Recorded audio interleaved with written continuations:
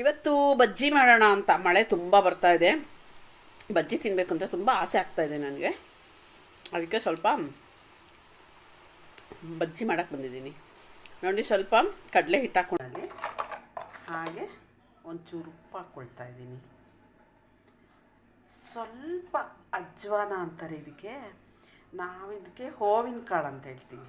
ಸ್ವಲ್ಪ ಗ್ಯಾಸ್ ಹೊಡೆಯುತ್ತೆ ಅಂತ, ಅದು ಚೆನ್ನಾಗಿರುತ್ತೆ. ಅದಕ್ಕೆ ಸ್ವಲ್ಪ ಅರಿಶಿಣ ಹಾಕ್ತಾಯಿದ್ದೀನಿ. ಆಮೇಲೆ ಸ್ವಲ್ಪ ಹಿಂಗೆ ಹಾಕ್ತೀನಿ, ನಾವಿಬ್ಬರೇ ಇರೋದು ತಿನ್ನೋಕ್ಕೆ, ಅದಕ್ಕೆ ಸ್ವಲ್ಪ ಹಿಂಗೆ ಹಾಕಿದ್ದೀನಿ. ಮೆಣಸಿನ್ಕಾಯೇ ಬಜ್ಜಿ ಆಗಿರೋದ್ರಿಂದ ಖಾರದ ಪುಡಿ ಸ್ವಲ್ಪ ಹಾಕ್ತೀನಿ. ಹಾಕಿದ್ದೀನಿ. ಸ್ವಲ್ಪ ಬೆಳ್ಳುಳ್ಳಿ ಪೇಸ್ಟ್ ಒಂಚೂರು ಹಾಕ್ಕೊಳ್ತೀನಿ.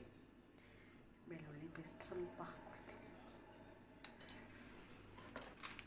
ಅದಕ್ಕೊಂದು ಚಿಟ್ಕಿ ಅಷ್ಟು ಸೋಡಾ, ಜಾಸ್ತಿ ಬೇಡ, ಹಾಕ್ಲೋ ಬೇಡೋ ಅನ್ನಂಗೆ ಒಂದು ಚಿಟ್ಕಿ ಸೋಡಾ. ಇಷ್ಟನ್ನು ಹಾಕ್ಬಿಟ್ಟೀಗ ಕಲಸೋಣ. ಈಗ ಇದಕ್ಕೆ ನೀರು ಹಾಕಿ ಸ್ವಲ್ಪನೇ ಮಿಕ್ಸ್ ಮಾಡ್ಕೋಬೇಕು. ಮಾಡಿ ಕಲಿಸ್ಕೋಬೇಕು. ನೋಡಿ, ಈ ಹದಕ್ಕಾದರೆ ಸಾಕು.